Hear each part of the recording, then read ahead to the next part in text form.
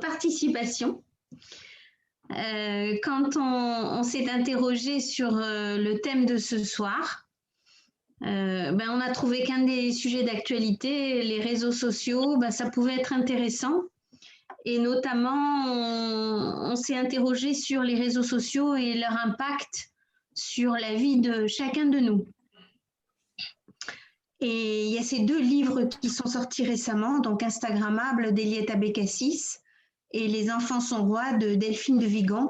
Très curieusement, les médias qui ont parlé de ces livres ont parlé de ces 2 livres en même temps autour du thème des réseaux sociaux et de l'emprise des images véhiculées par Internet. Alors, j'avoue que de façon un peu facile, j'ai commencé par Instagrammable, qui est un petit livre, 180 pages écrit gros, qui se lit très très vite. Et j'étais assez bouleversée par ce que j'y ai trouvé. Et quand on en a discuté, on s'est dit que finalement, ça pouvait être intéressant vraiment de parler de ça. Pourquoi j'étais bouleversée? Parce que j'ai trouvé que l'univers qui était décrit était extrêmement violent. Et comme il s'agit de jeunes, c'est un roman, mais il s'agit de jeunes dans ce roman, je trouvais que c'était vraiment particulièrement dérangeant. Voilà. Donc, avant qu'on aille un peu plus loin, qu'on vous parle de ces 2 livres et de toutes les questions qui se posent, d'abord, j'aimerais savoir, on est déjà presque une vingtaine, j'aimerais savoir si parmi vous, certains l'ont lu, ont lu un des 2 livres, ont lu les 2 et ont des choses à dire, quelque chose que ça leur a évoqué. En tout cas, je peux vous dire que nous, quand on a préparé ce club lecture, on faisait le club lecture à nous 4, c'est-à-dire on pouvait pas s'empêcher de raconter, de commenter, d'échanger sur ce sujet. Et d'ailleurs, c'est ce qui nous a conduit à dire réseaux sociaux et troubles du discernement, parce que vraiment, on a trouvé que c'était terrible. Voilà. Donc, est-ce que certains de vous ont envie de parler de ces expériences, parce que c'est une expérience. Moi, j'ai trouvé que c'était une expérience, la lecture de ces livres.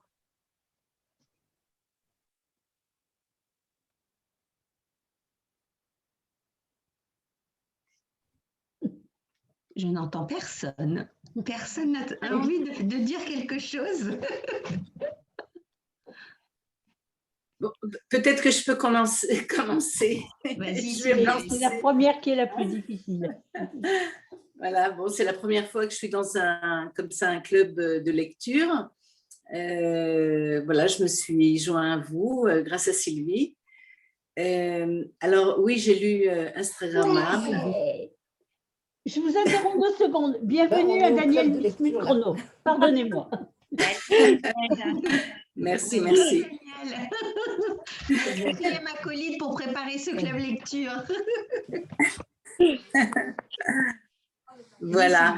Alors, c'est vrai que tous ces réseaux sociaux, en fait, c'est quelque chose qui peut être très dérangeant et très violent vis-à-vis de notre jeunesse, en fait, dans les bas âges. Mais alors aujourd'hui, c'est vrai que c'est Instagram dont le livre en parle, mais il y a quelques années, quand ça a commencé, ça commençait plus avec Facebook. Donc c'est pas, ce que je veux dire par là, c'est pas vraiment un phénomène qui est nouveau.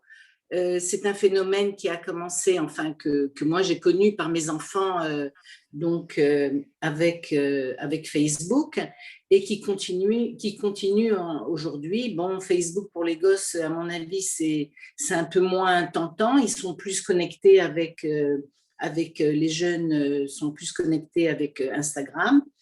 Mais en fait, c'est le même, c'est la même violence. Les uns envers les autres, ce qu'on appelle le shaming. Donc, ce que je voulais dire par là, c'est que c'est en fait une suite, et puis d'ici 1 ou 2 ans, il y aura peut-être autre chose qui va suivre Instagram et qui va voilà. Ok, super. Quelqu'un d'autre veut commenter?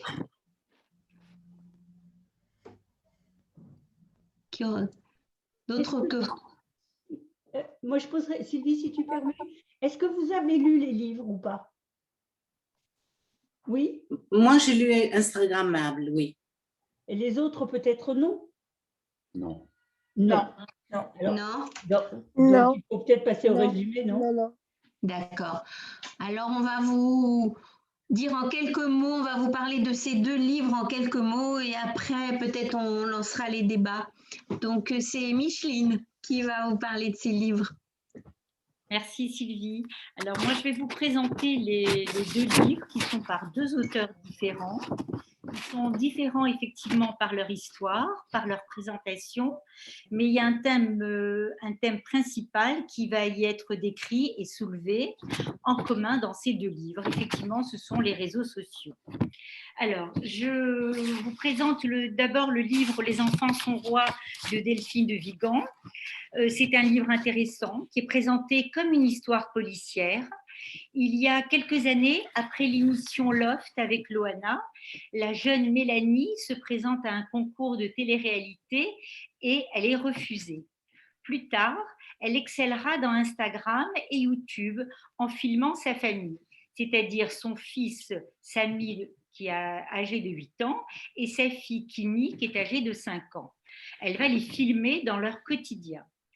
Cette dernière, donc la petite fille Kimi, va être kidnappée avec une demande de rançon.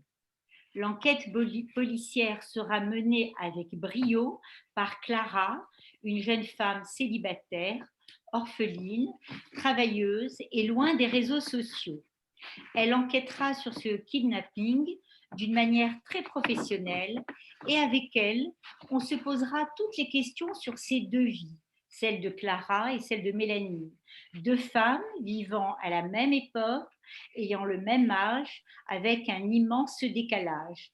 L'une autogère sa télé-réalité et l'autre utilise cet outil à d'autres fins. On abordera tous les dérivés et les impacts des réseaux sociaux. La dernière partie de ce livre relate la vie de ces enfants devenus adultes. Donc, histoire policière, histoire de deux femmes et surtout l'histoire des réseaux sociaux. Alors, à côté de ça, le livre Instagrammable, un livre beaucoup moins important, aussi bien en pages, un livre beaucoup plus court, mais le thème n'en est pas moins intéressant. Jade, Sacha, Léo, Solal, Jules, ils sont tous inscrits sur Instagram. Chacun a sa story. Ils sont au lycée, leurs amourettes sont filmées et passent sur les réseaux sociaux. Il y a une sacrée meneuse, c'est Jade, l'influenceuse. Tout ce qu'elle dit, tout ce qu'elle porte est ce que l'on doit dire et penser. Elle a des milliers d'abonnés. Viens voir. Elle a des milliers d'abonnés. L'école de ces jeunes, c'est Instagram. Leur vie dépend de leurs abonnés. Tout est transparent, leurs problèmes, leurs peines de cœur. Chaque événement est transcrit sur le net. Jusqu'où ira-t-on? Il suffit que l'on fasse un post sur quelqu'un et c'est fini. Sa réputation est faite à jamais, d'une façon indélébile. Jusqu'où iront tous ces défis? Ils se veulent amis et se redoutent comme ennemis. Personne n'en sort indemne. La rumeur tue à petit feu, mais elle se propage comme un incendie. Voilà, ça c'était donc le résumé de ces deux livres. Nous en avions, comme a dit Sylvie, beaucoup parlé au cours de la préparation de ce club. On a été, je crois, jamais on a autant parlé des livres, plus de leur thème que de l'auteur, que de la manière dont ça avait été écrit. Et de ces livres en découlent plusieurs questions, beaucoup de points d'interrogation. Donc, je laisse la parole à Sylvie qui représentera à nouveau la suite de cela. Vas-y, Sylvie. Alors, merci Micheline, mais peut-être Daniel. Daniel, je ne sais pas si Daniel est revenu. Daniel? Oui. Alors, vas-y. Voilà. Daniel. moi, je On ne te je voit voulais pas, parler, Daniel. je voulais parler un petit peu du livre donc, de Delphine de Vigan, parce que je trouvais que c'est quand même un livre intéressant dans la mesure où il aborde d'une façon un peu différente, enfin, en tant que livre littéraire, le problème des réseaux sociaux.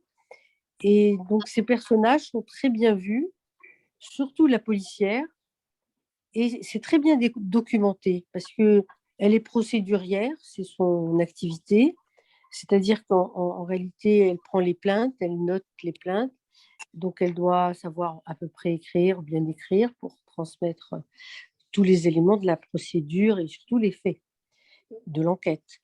Donc c'est un livre intéressant et je crois que on en parlait entre nous parce que c'est bien documenté et on voit que Delphine de Vigan a fait des recherches, notamment sur le plan de la police, pour savoir comment ils travaillent et c'est vraiment très bien vu. Moi, c'est la première fois que je lisais un livre de Delphine de Vigan et j'avoue que je n'ai pas été déçue.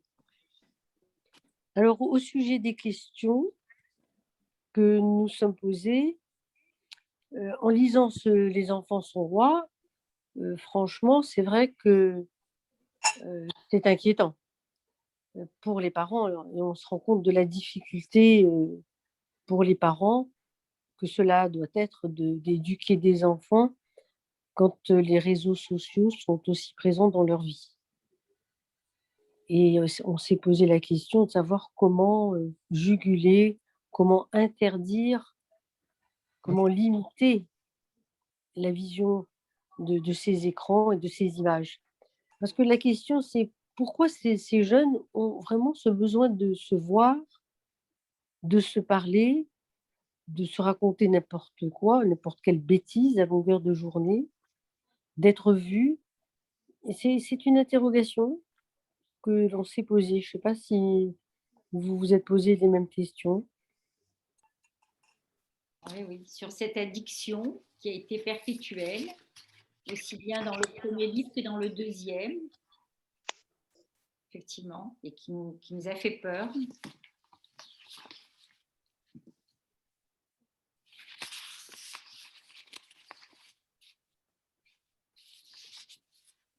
Avez-vous rencontré ce problème avec vos enfants ou vos petits-enfants? En tous les cas, le livre Instagrammable, ça m'a donné envie de le faire lire à ma belle-fille et j'ai même lu quelques petits passages à mes petits-enfants. Bon, pas celui de Delphine de Vigan, parce que il s'agit, elle raconte plutôt, comment dirais-je, elle parle surtout des adultes, même si elle filme des enfants, même si Mélanie filme des enfants, il s'agit d'adultes. Essentiellement, c'est l'histoire de ces deux femmes, l'une qui utilise les réseaux sociaux parce qu'il y a une addiction, et l'autre qui va utiliser les réseaux sociaux pour essayer de donner un terme à ce kidnapping. Donc l'outil est différent, l'usage est différent. Mais c'est comme si le livre de Delphine de Vigan était la suite d'Instagrammable, parce que Instagrammable raconte la vie dans les lycées des enfants, et ensuite Delphine de Vigan, elle prend le problème des adultes. Est-ce que vous avez eu ce sentiment-là pour celles qui l'ont lu, surtout dans la dernière partie du livre de Delphine de Vigan, où elle raconte ce que sont devenus… Oui, parce qu'effectivement, en ce qui concerne Delphine de Vigan, elle se projette un petit peu sur l'avenir, il m'a semblé, c'est-à-dire au-delà, enfin, un monde qui est dessiné avec justement l'utilisation enfin, je veux dire, des images, ces influenceux, ces gens qui, de toute façon, utilisent même les images des autres sans même leur donner la permission, et les conséquences éventuelles qui viendraient dans le monde adulte, quoi, après, quoi, je veux dire. Donc, on voit que s'ouvrent les difficultés à venir, quoi, de l'utilisation comme des propriétaires d'autres êtres humains, quoi, je veux dire, qui sont des enfants, donc des mineurs, des gens qui ne sont pas, qui n'ont pas l'autorité ou la possibilité de refuser. Donc, qu'on les prenne comme ça un peu en otage, quoi. Alors, il y a le point de vue effectivement des adultes, et moi, ce qui m'inquiète un peu, c'est ça, c'est les conséquences éventuelles. Ceci dit, ce qui est intéressant aussi dans la démarche de Delphine de Vigan, c'est qu'on peut se demander aussi si même sans ces réseaux sociaux, on a connu déjà cette prise, enfin, ça fait déjà quelques années, hein, dans le monde de la mode ou dans le monde de la chanson. Je me rappelle de Jordi, là, l'utilisation d'enfants pour en faire du business ou des choses comme ça. Donc, disons que là, ça s'est multiplié par voilà, des milliards. Mais en fait, ceci dit, le principe est bien décrit. Là, c'est bien décrit, mais effectivement, c'est à une autre échelle. Mais donc, elle pose bien le problème moi, il me semble qu'effectivement, à travers cette enquête et tout ça, à la fin, on se pose la question, à la fois, il y a le côté enfant, les côtés des enfants, cette captation de ce sont ces gosses qui n'ont rien demandé, et l'attitude des adultes et les conséquences éventuelles sur ces utilisations qui ne sont pas bridées. Alors, d'un côté, on nous dit que dans ces réseaux et ces utilisations d'images, etc., alors d'un côté, la télé ou ces réseaux, on vous dit, oui, il y a des blocages parentaux, des surveillances, etc. Et puis, on s'aperçoit, et notamment dans le livre de Liette Bécassis, qu'au travers Instagram, il n'y a pas trop de contrôle, quoi. Je veux dire, tout est violence, tout est n'importe quoi, les influenceuses, les idées, cette manière de finalement de rendre des gosses addicts de l'image qu'ils peuvent projeter tous les jours d'eux-mêmes. Enfin, il y a tous ces processus qui ne sont pas neutres, je pense, mais ça, c'est peut-être plus de ressort d'études de psychologues ou de psy, ou savoir où ça va mener tout ça pour ces pauvres enfants, quoi. Je veux dire, il y a des aspects divers et variés qu'on devine, qu'on avait déjà en tête, mais là, qui sont bien décrits aussi bien dans un bouquin que dans l'autre, quoi. Effectivement, voilà. On a un petit aperçu, hein, on a quand même un petit aperçu de ce que vont être ces enfants par la suite. Oui, c'est vrai. Mais il y a quand même un Une seconde. Madame Kayat, votre micro est coupé, on ne vous entend pas quand vous parlez. Excuse-moi, Micheline. Non, pardon. Je n'ai rien dit d'intéressant pour le moment, c'est pour ça. C'est vous qui le dites. Je n'ai pas trop de trucs parce que si tout le monde allume son micro, on entend très mal, je trouve. Mais bon, ce n'est que mon avis. Non, ce qui est terrible dans le livre de Delphine de Vigan par rapport à ce que vous évoquiez, à savoir le fait de filmer les enfants en permanence et de les exploiter d'une certaine façon, voire de les maltraiter, c'est que la mère n'a pas conscience de ça. Elle a l'impression que les enfants s'amusent, elle fait tout pour eux, elle leur est complètement dévouée. Et elle a tellement grandi et vécu au travers des émissions de télé-réalité que pour elle, c'est le summum de la réussite. Et d'ailleurs, quand elle dit les enfants sont rois, chez nous les enfants sont rois, elle en est convaincue. Et donc, ça rejoint la question de Daniel tout à l'heure, mais c'est quoi ce besoin de reconnaissance, quoi, qui passe même à travers les enfants, même à travers l'exploitation des enfants, et sans même qu'elles s'en rendent compte, quoi. Oui, c'est ça. Oui, c'est ça le drame. J'ai très peur. Alors, est-ce qu'elle a une vie réussie, cette femme, Sylvie? On avait soulevé le problème de la maltraitance. Est-ce qu'elle a une idée qu'elle maltraite la vie de ses enfants ou pas? On avait soulevé un petit peu ce problème. On disait que c'était rare qu'une femme puisse maltraiter. C'était pas tellement une situation féminine. Ça pouvait être plus un père de famille, entre guillemets. Mais là, est-ce que vous avez été choquée par la manipulation, que ce soit que la maman qui le fasse? Hein, c'était pour soulever l'idée de la maltraitance, Sylvie. Hein. Oui, mais Micheline, là, tu as un parti pris. Il n'y a que les hommes qui maltraitent les enfants. Non, je n'ai pas voulu, justement, j'ai mis en place. Non, mais disons que c'est pas purement. Enfin, il y avait un côté féminin qui est plus protecteur d'une maman, qui est. Voilà, c'est tout, mais je ne mets pas. Micheline, est-ce que je peux te poser une question? Je suis désolée, je n'ai pas lu les livres parce que j'ai été mise au courant de cette soirée il y a très peu de temps.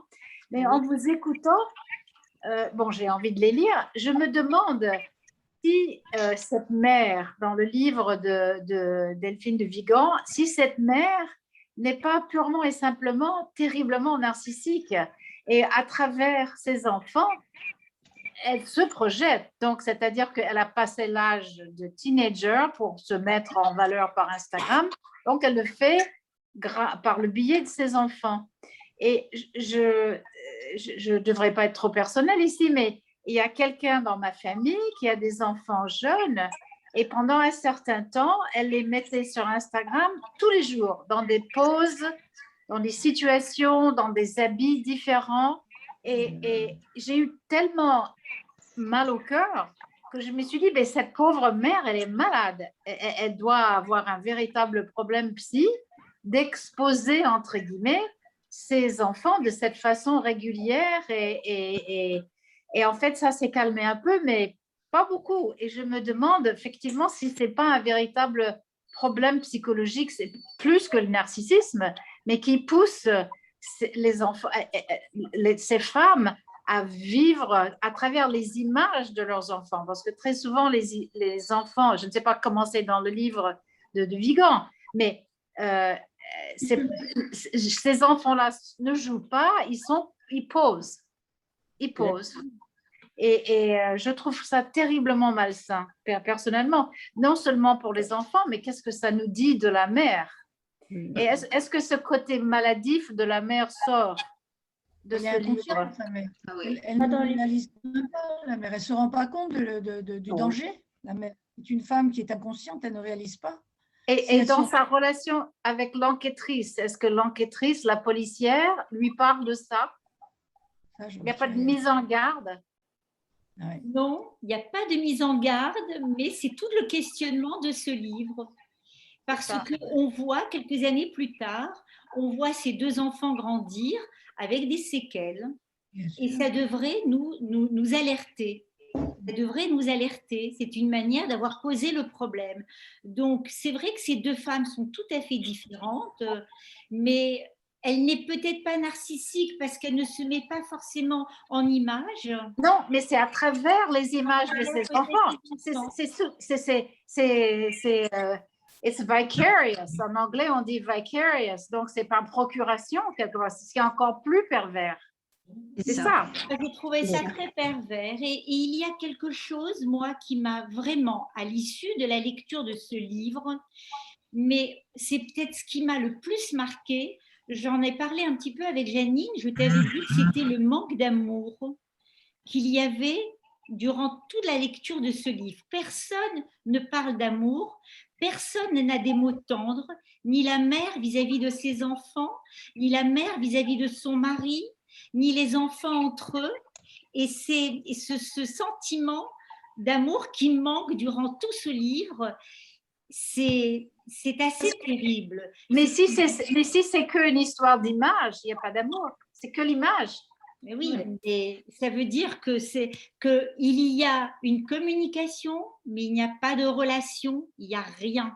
Il y a un semblant d'amour à la fin du livre entre le frère et la sœur, parce qu'ils sont tous les deux dans un désespoir. Mais il n'y a pas d'histoire d'amour. Et ça m'a choquée. Ça m'a bouleversée dans ce livre. C'est ça le danger de l'image. Je pense le danger de l'image. C'est ce que Claude parlait des connexions et des relations. dont il vous a souvent parlé, c'est la différence entre la connexion et la relation. La relation. La relation, il y a juste une petite remarque. N'est-ce pas, on a tous connu autour de nous dans le temps des gens qui ont sacrifié, ont rejoué leur vie à travers leurs enfants. Moi, j'ai un de mes amis qui a toujours eu comme regret de ne pas avoir été reçu à l'X. Il était normalien, mais ça ne lui convenait pas. Il voulait être polytechnicien et il a rejoué sa vie avec son fils. Il s'est sacrifié sa vie. C'est une forme exacerbée de ce qu'on faisait avant, enfin, que certaines personnes faisaient en mettant en avant leur enfant pour qu'il soit un grand danseur, un grand artiste, un grand musicien, un grand ingénieur. Mais c'est la forme moderne exacerbée, me semble-t-il, Mais je pense qu'il y avait plus d'amour peut-être dans ces cas-là. Oui, parce que l'amour de la réussite, peut-être, l'amour, voilà. Mais... Dans le livre de Delphine de Vigan, ce qui est pervers, c'est que plus il y a de vues des enfants, plus la famille gagne d'argent, plus les marques envoient des objets, des cadeaux, pour que la famille les mette en avant. Ah, d'accord. Plus ils gagnent d'argent, et ainsi de suite. C'est une sorte d'effet boule de neige. Et la mère, elle est convaincue de bien faire parce qu'elle pense qu'elle met ses enfants à l'abri du besoin. Aïe, aïe, aïe. Alors, quoi, c'est une réussite financière? La réussite financière, elle suffit à les rendre heureux? Est-ce que c'est pas la course à l'argent? Est-ce que l'image fait du business, c'est clair. Parce que c'est de la pub. Les enfants deviennent le véhicule d'une pub. Exact. Dans le message. Bien sûr. Donc, ils sont instrumentalisés. C'est le principe des influenceurs. C'est le principe des influenceurs aujourd'hui, finalement. Ben oui. C'est un métier. Hein. C'est oui, ça. mais alors, la proie de ces réseaux, c'est qui? Ce sont les enfants, les parents, c'est qui est le plus touché d'après vous? Quelle est la proie la plus facile? Tout le monde est touché. Tous ceux qui rentrent là-dedans, ils sont touchés. Que ce soit les parents ou les enfants, et les enfants à cause des parents, et etc. Donc, tout le monde est touché. Je crois qu'il faudrait trouver une solution pour bloquer ça, pour surveiller, je ne sais pas comment. C'est vraiment que ça fait très peur hein, quand on a des enfants et des petits-enfants. Dans quel monde ils sont? Et la question qu'on peut se poser, c'est qu'est-ce qu'on transmet à ces enfants? Qu'est-ce que les parents transmettent comme valeur à ces enfants? C'est ça qui est terrible. Ben, les parents qui sont conscients que c'est dangereux de faire ça, ils les mettent en garde. Ils mettent en garde leurs enfants, leurs petits-enfants. Mais est-ce que ça suffit? Parce qu'ils sont embringués dans ces réseaux sociaux. C'est ça. Parce que dans le livre Instagrammable, il y a quand même un petit suspense, même si ce sont des petites amourettes qui sont racontées. Il y a un moment où la jeune fille, il y a une des jeunes filles qui a tellement peur de ce qui va lui arriver, de ce qu'on va écrire sur elle, des photos que l'on va montrer d'elle, qu'elle en est à 2 doigts de se suicider. En fait, elle ne le fait pas, mais elle va jeter son téléphone. Mais jeter son téléphone, ça voudrait dire quoi pour vous? Est-ce que ça veut dire stop à ces réseaux? Stop, je n'adhère plus, je refais ma vie autrement, j'utilise ces réseaux à d'autres fins? Il y a aussi une véritable question chez ces enfants-là, sans parler d'arriver à l'âge adulte, quels sont les impacts sur l'âge adulte? Moi, je crois que Eliette Abécassis, je crois qu'Eliette Abécassis, elle a voulu dire qu'en jetant le téléphone, il faut s'en séparer. Oui. Mais alors, bon, c'est un geste, c'est une image, il faut jeter, mais elle sait très bien qu'on ne peut pas le jeter non plus. Donc, comment vivre en le jetant, mais en réalité, on ne va pas le jeter. Donc, c'est la problématique qui est posée. Elle dit, bon, ils sont là, les réseaux, on ne peut pas les faire disparaître. Alors, après, c'est aux parents et même à la législation de limiter les excès. Mais c'est aux parents, mais les excès, c'est une chose, mais la présence constante, c'est aussi un problème. La question est posée. Et aujourd'hui, il y a une législation particulière. Est-ce qu'il y a quelque chose de particulier qui fait qu'on peut utiliser cette législation pour sauvegarder nos enfants? Est-ce qu'on a des moyens? Est-ce qu'on a... Ça fait très nombreuses années qu'on essaie de limiter. C'est essentiellement la pédophilie qui est limitée sur les réseaux, mais tout le reste se trouve sur les réseaux. Et c'est extrêmement difficile. Alors, un jour, Sylvia, on viendra- peut-être un ami aussi, non Sylvia Comment? Parce qu'à côté de toi, il y a Maître Smolarski. Sylvia est avocate aussi. Oui, Oui. bien. Non, moi je connais pas bien. Enfin, j'ai fait un petit peu de droit de la presse quand j'étais plus jeune, mais effectivement, je crois qu'il y a quasiment rien. Non, ce qui me frappe, parce que moi j'ai vu ce phénomène dans ma propre famille. J'ai une petite fille qui a 12 ans, qui est accrochée à son téléphone sur TikTok, qui présente des grands dangers. Et j'en parle à la maman qui me dit oui, j'ai mis, je surveille, mais j'ai l'impression qu'en fait, non. Ils ont beaucoup de liberté. Je suis sûre qu'ils voient tout un tas de choses qu'ils ne devraient pas voir. Ils n'en parlent pas, évidemment.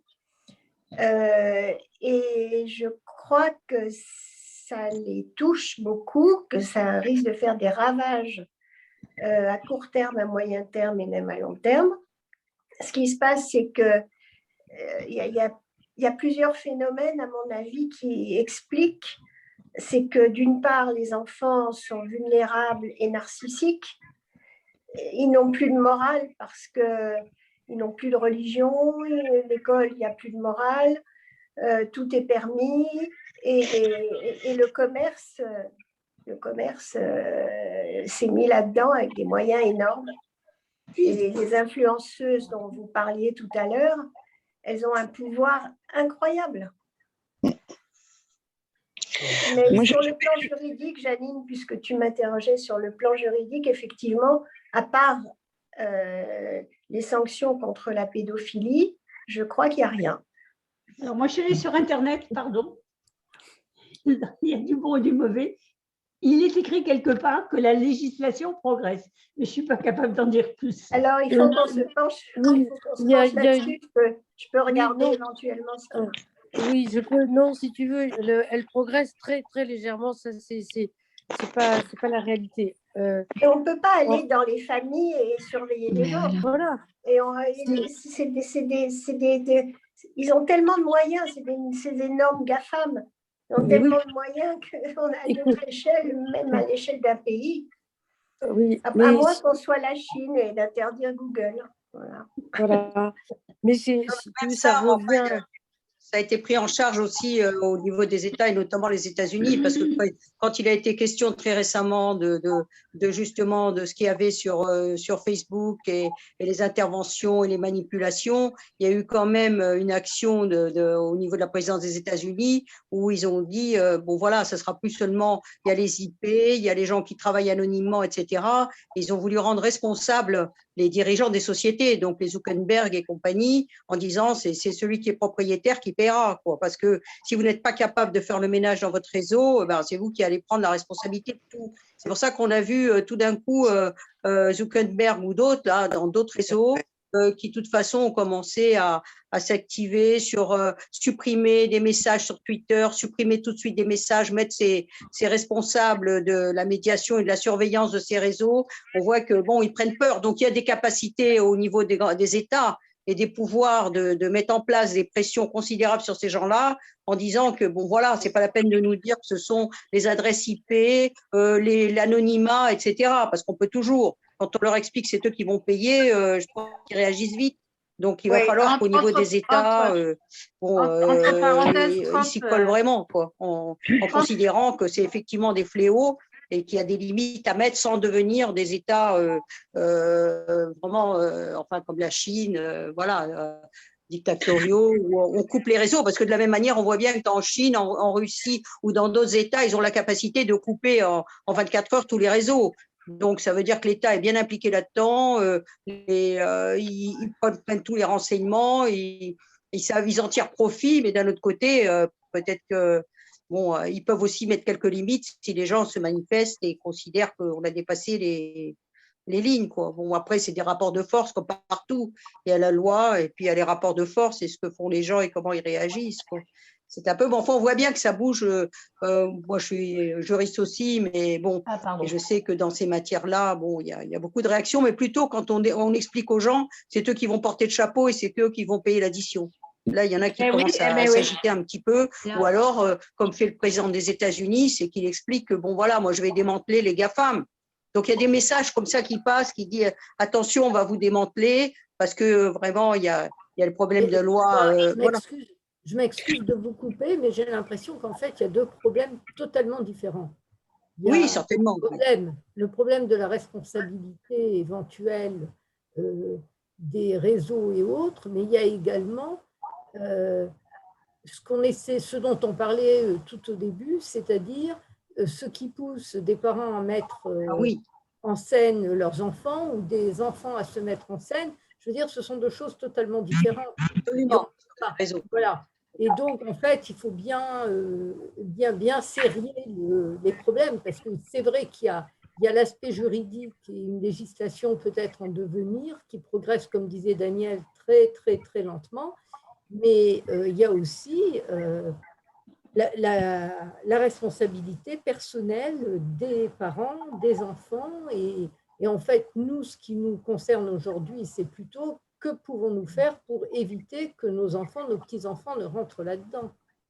Justement, à propos de ça, si je peux me permettre, bon, tout à l'heure a été évoqué le problème du droit, mais il y a aussi le problème global de la santé des enfants, c'est-à-dire que bon, depuis un certain nombre d'années, par exemple, les pédiatres se réunissent et réfléchissent à comment limiter les ordinateurs, etc., pour les enfants, mais d'un autre côté, on ne propose rien, c'est-à-dire que c'était pareil pour l'obésité quand les problèmes ont commencé il y a une dizaine d'années ou une vingtaine d'années, même maintenant. Le yaka faucon de la promotion de la santé ne va pas aider à modifier les comportements. Et l'autre facteur, c'est comme le disait une personne tout à l'heure, excusez-moi, je n'ai pas retenu son nom, qui est le problème qu'actuellement, il n'y a plus de religion, il n'y a plus de morale, il n'y a plus rien qui relie. Les parents travaillent énormément. Le problème des babysitters et les modes de garde sont des problèmes très, très compliqués et les enfants vivent entre eux. Je veux dire que quand ils organisent une fête d'anniversaire, ils invitent toute la classe. Donc, c'est un nouveau mode de vie des enfants. Et là, qu'est-ce que la société peut faire ou quelle solidarité, par exemple, de gens un peu disponibles, de grands-parents ou autres, pourraient faire pour encadrer un peu ces enfants et soulager les parents, parce que les parents sont impuissants. Finalement, les médecins sont impuissants et le droit est impuissant. Alors, à quel niveau pourrait-on agir pour aider et pas seulement dire c'est pas bien, on s'alarme, mais il faut aussi, à un moment donné, être acteur de la santé de ses enfants. Oui, c'est une question. Justement, moi, je ne vois pas. C'est ça qui est embêtant. Pardon ? Je ne vois pas à quel niveau on peut agir. Ce qu'il y a de terrible, c'est qu'il y a des mères qui sont devenues tellement matérialistes, il n'y a que ça qui les intéresse, qu'elles mettent en scène leurs enfants dans des décors qui leur plaisent, avec des vêtements qui leur plaisent, dans les chambres. Elles déguisent leurs enfants, elles projettent sur leurs enfants une image et alors elles postent sur Instagram ou sur des sites commerciaux des photos de leurs enfants qu'elles mettent en scène à longueur de journée. Et c'est leur seul intérêt dans la vie. C'est terrible sur le plan humain. Et que vont devenir ces enfants qui sont pris en photo, qui servent de mannequins à leur mère? C'est absolument épouvantable. C'est des femmes qui sont dans un désert moral. Et dans un désert affectif aussi. Je ne sais pas comment on peut faire. C'est des gens que je ne sais pas comment on peut les aider. C'est vraiment épouvantable. Ben, je crois qu'il faut simplement beaucoup travailler sur expliquer que c'est dangereux et il faut expliquer même à des adultes qui n'ont pas compris ça et qui exposent leurs enfants sans rien comprendre. Je suis sûre que la moitié de ces gens, bon, il y en a qui sont intéressés, il y a le problème commercial, etc. Mais je pense quand même qu'il y en a une bonne partie qui le font par inconscience, qui ne se rendent même pas compte. Donc il faut les prévenir, il faut leur expliquer. Il faut expliquer les choses aux gens, même aux adultes. C'est leur seule joie dans la vie. Vous allez leur enlever ça? Mais si c'est dangereux. Ils ne sont pas capables de vivre autrement. Ah oui, ils ne sont pas capables. Elles n'ont pas de relation, elles ne voient personne, ou elles voient des gens qui sont du même genre qu'elles. Oui. Et donc, il n'y a pas d'émulation intellectuelle, il n'y a pas de sens moral, il Et il y a plus, je ne sais pas où sont passés les parents, mais personne n'explique comment on doit élever des enfants. C'est affreux. Moi, je suis très, très pessimiste. Je ne sais pas du tout ce que ça va faire des donner. réunions de J'ai parents confiance d'élèves. quand même dans la jeunesse. Mais il y a des... Pardon. Agnès, vas-y. Non, il y a des conférences dans les écoles quand même. Il y a quelques conférences pour alerter et parfois les enfants sont même plus conscients que les parents de certains dangers. C'est ça. Mais pour les phénomènes de harcèlement, là, surtout ça, en plus de tout l'aspect commercial où là c'est une façon d'être, bon, c'est délicat, mais pour le harcèlement, en effet, il y a des conférences parce que les enfants ne se rendent pas compte, comme les adultes, avec l'anonymat de l'écran, ça fait boule de neige et ça prend des proportions. En tout cas, il faut mettre les enfants au Talmud Torah et au CI, et déjà, ça les éloignera de ce genre de choses. Comment ça se passe en Israël? Pardon Agnès, comment ça se passe en Israël? Je vois, donc il y a plusieurs personnes qui sont soit en Israël, qui ont des enfants, des petits-enfants en Israël. Comment ça se passe est-ce que c'est la même situation qu'en France ou est-ce qu'il y a des mesures qui existent? Bon, le phénomène de la maman qui met en avant ses enfants sur Instagram, il doit y en avoir, mais à mon avis, c'est pas la majorité. Ce qu'on voit énormément, ce sont les enfants sur Instagram. Ils vont se photographier dans tel lieu ou tel plat, ou parce qu'ils vont au restaurant, ou parce qu'ils sont dans une fête avec des copains. Donc, ils vont se mettre en avant. Voilà, on a été là, on se trouve là, ou on a voyagé là, à tel endroit. Donc, ils vont se mettre sur Instagram. Maintenant, comment c'est encadré par les parents?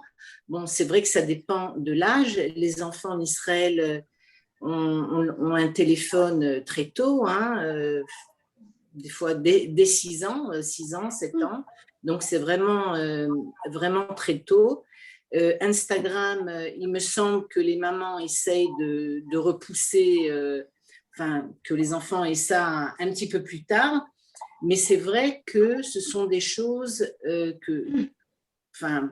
pour ma part, à l'époque, c'était Facebook. En fait, ce qu'il faut faire, c'est interdire, c'est difficile d'interdire parce qu'on va interdire à nos enfants, mais il y a les autres copains et copines qui ont ça et donc qui ont la possibilité, qui se mettent sur Instagram et qui peuvent mettre nos enfants aussi sur Instagram. Donc, il y a le problème d'interdiction, c'est pas toujours quelque chose qui marche.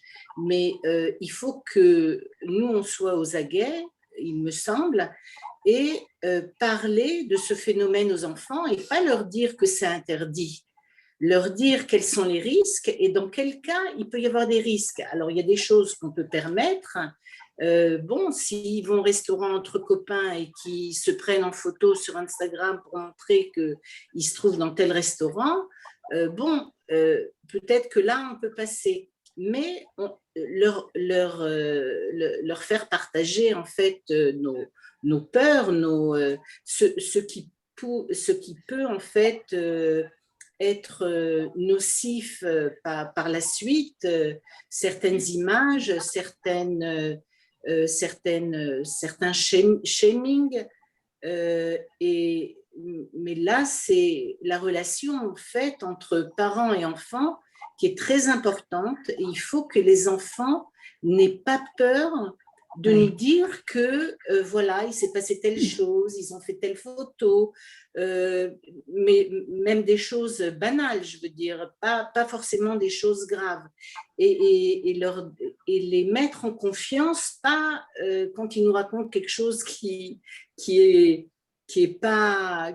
peut être en fait, où on pourrait se fâcher, faire attention de ne pas toujours se fâcher, parce qu'à ce moment-là, on risque après de bloquer l'enfant, il ne viendra plus nous raconter.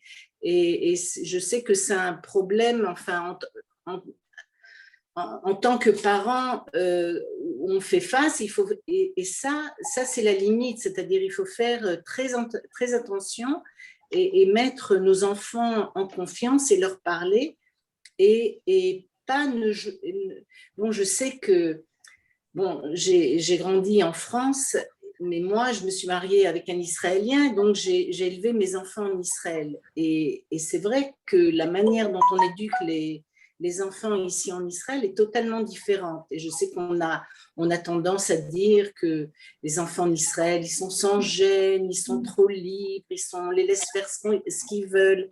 Mais ça leur donne la possibilité aussi de faire partager tout ce qu'ils vivent avec, bon, c'est pas toujours dans toutes les familles, bien sûr, c'est pas la même chose, mais ce que je veux dire par là, ça leur donne une certaine ouverture de parler de choses que peut-être que dans une famille où il y a beaucoup d'interdits, on ne parlerait pas.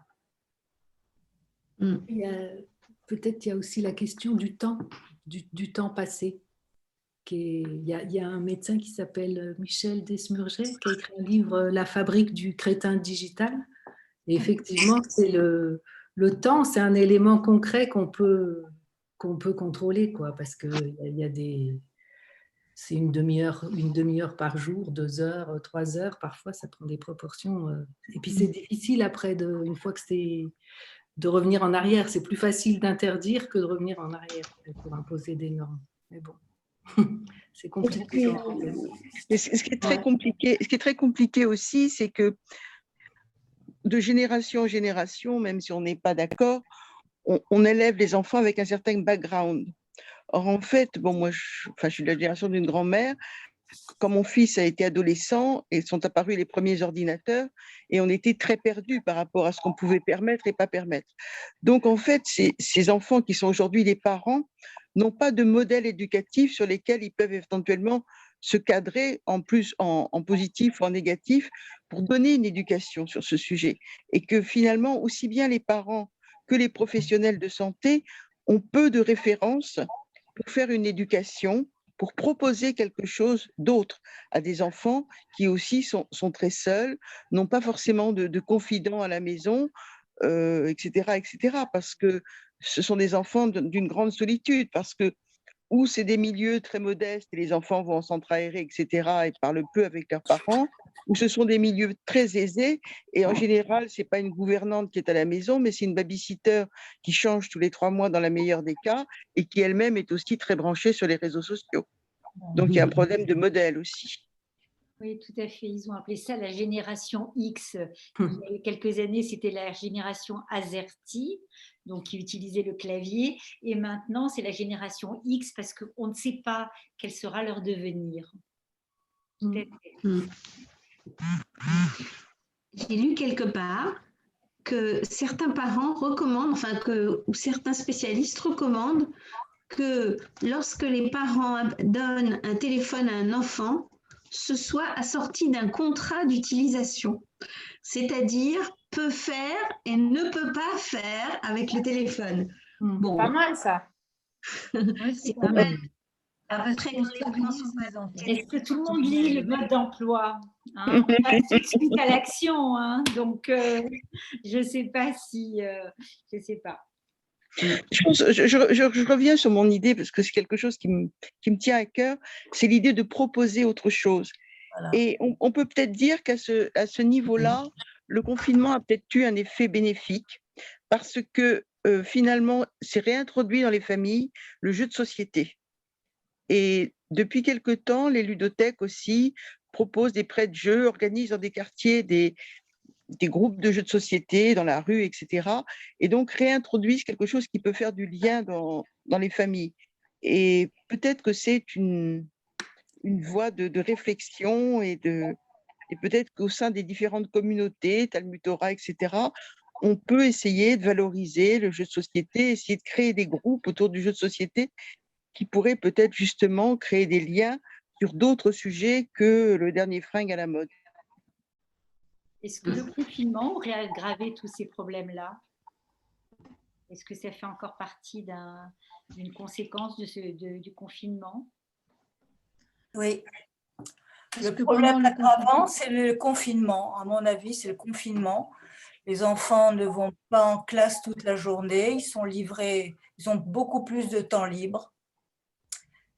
Et pour moi, la solution, c'est de leur proposer autre chose. On n'a pas parlé du sport pour les enfants. On n'a pas pu en faire pendant le confinement. Hmm? C'était impossible pendant le confinement. Oh, c'est toujours possible. Les activités sportives en France. Les enfants acceptent aussi, il faut que les enfants acceptent. Quand je parle des enfants, je parle des ados. Oui, mais... Les petits, on peut les influencer plus ou moins, mais les ados, c'est un peu plus difficile. Mais là, je trouve qu'en tant que grands-parents, on a un rôle très important.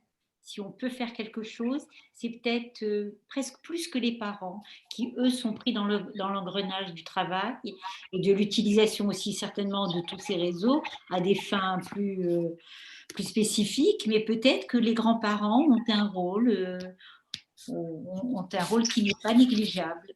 Peut-être dans l'éducation, dans la mise en garde, voilà, je pense qu'on peut alerter nos petits-enfants, pourquoi pas.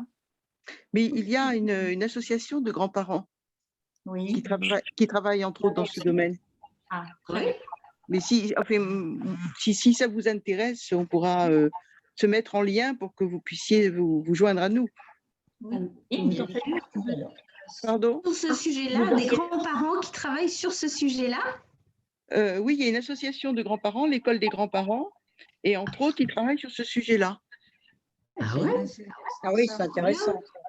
Moi, j'aurais bien aimé avoir l'avis d'un médecin parce que dans le livre de Delphine de Vigan, on parle beaucoup du syndrome de Truman. Et est-ce que c'est une pathologie? Est-ce que dans les cabinets de médecins, est-ce qu'on voit des pathologies ressemblant à ça? Alors, dans le livre, c'est décrit comme les enfants se sentent observés à tout moment, partout. Ils ont l'impression qu'il y a des micros ou des capteurs là où ils vont. Alors, et ils se sentent épiés et ils ne peuvent pas agir, ils ne sont pas libres. J'aimerais bien savoir si ce syndrome qu'ils appellent le syndrome de Truman, qui a été décrit dans un livre ou dans un film plutôt, si les cas sont vérifiés, si dans les cabinets on voit ça. Je ne sais pas. J'ai essayé de regarder sur Internet, je n'ai pas été tellement renseignée, mais... Je peux poser la question à des collègues pédiatres, mais ce qui est quand même questionnant, si vous voulez, pour toutes ces pathologies, entre guillemets, psychiatriques ou parapsychiatriques pour les enfants, bon, moi j'étais pédiatre aussi quand j'étais plus jeune, c'est que c'est très difficile à observer dans un cabinet médical. C'est-à-dire qu'on voit les enfants très peu de temps, et que finalement, les personnes les plus à même de pouvoir observer ça, ce seraient plutôt les médecins de collectivité, les médecins de crèche et les médecins de santé scolaire, qui là ont la possibilité d'observer les enfants dans leur lieu de vie et sur un temps beaucoup plus long et répétitif. Il existe encore des médecins scolaires? Il y en a encore? C'est vraiment une espèce en voie de grande disparition, ce qui est dommage d'ailleurs, mais bon, c'est comme ça la vie. Oui. Moi, je voulais faire remarquer que pour les enfants, au sujet de la protection des enfants, par rapport à Internet, la pédocriminalité, on a pu imposer aux plateformes de faire en sorte qu'on sache d'où ça vient et la police a les moyens de poursuivre. Et la justice aussi, bien entendu. Par contre, pour ce qui concerne tout ce qui concerne la sexualité et pour les enfants, hein, j'entends, la pornographie, pour l'instant, on n'agit pas. Or, ça fait plus de 20 ans que les associations, des juristes, peu importe, sont intervenus pour dire que pratiquement un enfant sur deux de 10 ans a vu des scènes pornographiques aujourd'hui, en France et en Europe. Les États-Unis, je ne connais pas les chiffres. Mais donc, le problème, c'est qu'on n'arrive pas, simplement même ce point, à empêcher que, arrêter pour que les enfants ne puissent pas voir ces images. Donc c'est pour ça que je disais tout à l'heure, alors quant à la violence, l'appel à la violence, voire même à la barbarie, enfin tout ce qu'on veut, décapitation, des scènes de décapitation sur les réseaux, on n'y arrive pas jusqu'à présent et ça fait 20 ans qu'on essaie d'intervenir auprès de ces plateformes. C'est pour ça que je disais que le combat était difficile parce que on sait qu'ils peuvent, on peut, puisqu'on l'a fait pour la pédocriminalité, mais ils ne veulent pas le faire. Donc, peu à peu, on va avancer, c'est certain, parce que quand on arrive à de tels excès, il est certain qu'on va pouvoir endiguer. Mais pour l'instant, on est dans cette situation difficile. On n'arrive pas à limiter. Alors, je ne rentre pas dans le domaine de la liberté d'expression sur Internet. Alors là, c'est encore un autre chapitre sur lequel on n'a jamais pu aboutir, évidemment. Il y aura des avancées. Parce que maintenant, c'est tellement répandu qu'on est obligé, ils vont être obligés de mettre, disons, un holà, de limiter. Alors, grâce à l'intelligence artificielle, tout ça, ils nous disent qu'ils vont pouvoir limiter. Mais il faudra encore quelques années. C'est donc pas c'est quand même très difficile de limiter toutes ces images, parce qu'on est dans un flux d'images et on est dans la société de l'image et on est dans la société de la connexion. Alors maintenant, il faut vivre avec. Il faut que les enfants vivent avec ça, les parents, les grands-parents. Il faut que toute la société se coordonne à tous les niveaux pour endiguer ce flot, parce que ce flot est dangereux. Sans parler de l'antisémitisme. Il y aura une limitation. Judith Cogel a demandé la parole. Tu as levé la main, Judith. J'ai pris la parole tout à l'heure. Je m'excuse, je remets ma vidéo. J'ai pris la parole tout à l'heure. Moi, je suis convaincue qu'on va parce que tu n'as pas enlevé ta main. On est au début, donc. Je n'ai pas enlevé ma main. Alors, c'est où la main? C'est réaction, c'est ça? Non, c'est là où il y a participant. Tu as levé la main, baissé la main. Ah oui, lever la main. Waouh, excellent. Ok. Bah, écoutez, je pense que c'était très intéressant. Janine, tu veux rajouter quelque chose? Tout d'abord, vous remercier d'avoir participé à ce cercle de lecture où il y a eu un débat fort intéressant. Nous avons fait une plongée dans le monde 2.0.